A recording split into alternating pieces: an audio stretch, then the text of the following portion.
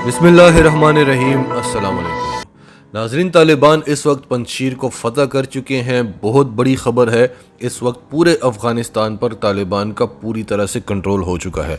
इस खबर की डिटेल आपको देंगे, तो डिटेल्स में जाते हैं। उससे पहले अगर अभी तक आपने हमारा चैनल सच टीवी सब्सक्राइब नहीं किया तो इसे अभी सब्सक्राइब करें और बेल आइकन पर क्लिक करें ताकि हमारी आने वाली वीडियोज़ आपको वक्त पर मिलती रहें। तालिबान ने काबुल को फ़तह करने के बाद जंगबंदी का ऐलान और आम माफ़ी का ऐलान कर दिया था। उसके बाद हमने आपको बताया था कि अमरुल्लाह साले भी पंजशीर पहुंच चुका है और जितनी भी एंटी तालिबान फोर्सेस हैं, जितने भी एंटी तालिबान ग्रुप्स हैं, वो पंजशीर में इकट्ठे हो रहे हैं और तालिबान के ख़िलाफ़ एक मजबूत इत्तेहाद बना रहे हैं। फिर रूस ने भी तालिबान को वार्न किया कि अगर अपने इक़्तिदार को बचाना चाहते हो तो पंजशीर की तरफ ध्यान दो, वहाँ पर तुम्हारे ख़िलाफ़ बड़ा मजबूत इत्तेहाद बन रहा है। तो तालिबान के जंगजुओं ने फौरी तौर पर पंजशीर का रुख किया और उसे चारों तरफ घेर कर खड़े हो गए और आखिर तक इसी कोशिश में रहे कि जंग ना हो, खून खराबा ना हो और मुज़ाकरात के ज़रिए ये मामलात तय हो जाएं। पंजशीर में शुमाली इत्तेहाद का कब्ज़ा था और उनके जो लीडर हैं वो अहमद शाह मसूद के बेटे अहमद मसूद हैं और उनका कहना था कि हमने अहमद शाह मसूद के तर्ज पर चलना है और हम सरेंडर नहीं करेंगे। हम जंग नहीं चाहते, हम मुज़ाकरात के ज़रिए ये मामलात तय कराना चाहते हैं, लेकिन अगर जंग करनी पड़ी तो हम करेंगे। तालिबान भी यही चाहते थे कि मुज़ाकरात के ज़रिए ही सारे मसाइल का हल निकल आए, लेकिन चूंकि वहाँ पर अमरुल्लाह साले बैठा था जो पाकिस्तान पर भी अपना हक समझता है, अगर पाकिस्तान उसकी मदद ना करे तो वो पाकिस्तान को गालियाँ निकालता है, वो अमेरिका पर भी अपना हक समझता है, वो चाहता है कि सारी दुनिया इकट्ठी होकर उसकी मदद करें, उसे फंडिंग करें और उसको इक़्तिदार में बिठा दें। वो पूरी दुनिया का लाडला है, तो वो वहाँ पर मौजूद था। इस वजह से शुमाली इत्तेहाद की तरफ से ऐसे मुतालबात रखे गए जो तालिबान के लिए काबिल कबूल नहीं थे। एक तो वो चाहते थे कि जो असलहा उनके पास है वो उनके पास ही रहे। दूसरा, वो चाहते थे कि पंजशीर में तालिबान की किसी किस्म की मुदाखलत ना हो, भले वो वहाँ पर जो कुछ भी करें, भले वो वहाँ पर भारत को लाकर बिठा देते, तालिबान उनसे पूछ ना सकते कि आप यहाँ पर क्या कर रहे हैं। और इसका एक ना एक दिन तालिबान को बहुत बड़ा नुकसान उठाना पड़ता, क्योंकि रियासत के अंदर एक रियासत बन जाती। और तीसरा और सबसे बड़ा मुतालबा ये था कि उन्हें हुकूमत में 30% हिस्सा चाहिए था।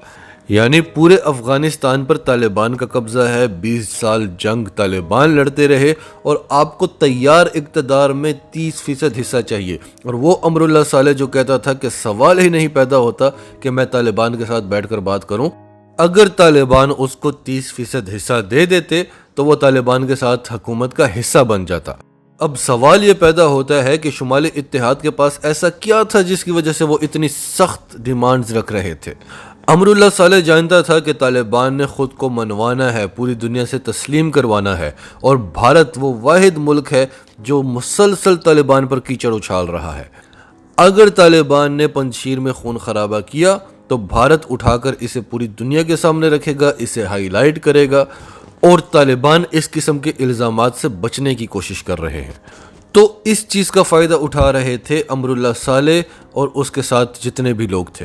तालिबान ने उनकी बिजली बंद कर दी, उनकी सप्लाई लाइंस काट दी, उनका इंटरनेट बंद कर दिया और 3 दिन पहले ही तालिबान उन पर धावा बोल चुके थे।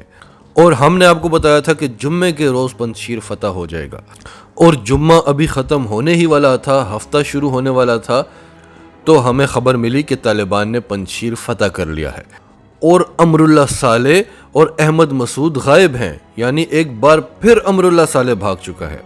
और आप इस प्रोपेगेंडा वार की खूबसूरती देखें जिसमें भारत ने पूरी दुनिया को पीछे छोड़ा हुआ है कि सबसे पहले हुकूमती अरकान में अमरुल्लाह साले भागा था। पहले खबर मिली कि वो ताजिकिस्तान भाग गया है और फिर जब तालिबान ने काबुल पर कब्जा कर लिया, गनी भाग गया, तो अमरुल्लाह साले फिर से मंजर आम पर आ गया कि मैं तो भागा ही नहीं, मैं तो छुपा हुआ था। और फिर हमने आपको बताया था कि वो पंजशीर में छुपा हुआ है और कुछ अरसा पहले ये खबर भी कंफर्म हो गई कि वो पंजशीर में ही था। तो सबसे बड़ा भगोड़ा अमरुल्लाह साले था, लेकिन वो गनी को भगोड़ा कह रहा है, वो अमेरिका को भगोड़ा कह रहा है। और फिर दूसरा बड़ा भगोड़ा कौन था? भारत। जब पता चला कि तालिबान कंधार की तरफ आ रहे हैं तो कंधार कौंसुलेट बंद करके भाग गए। फिर पता चला कि मज़ार शरीफ की तरफ आ रहे हैं तो भारत वो वाहिद कौंसुलेट थी जो बंद कर दी गई और भारतीय वहाँ से भी भाग गए। لیکن بھارت بھی یہی کہتا جا رہا ہے کہ امریکہ بھگوڑا ہے، غنی بھگوڑا ہے۔ تو یہ ساری پروپیگنڈا وار کی خوبصورتی ہے۔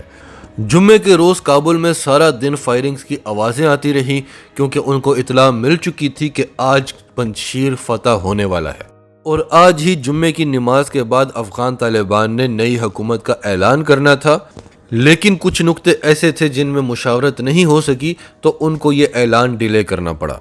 تو یہ آج کی بہت بڑی خبر ہے، اور یہ پہلی بار ہوا ہے کہ طالبان نے پنجشیر پر قبضہ کیا ہے۔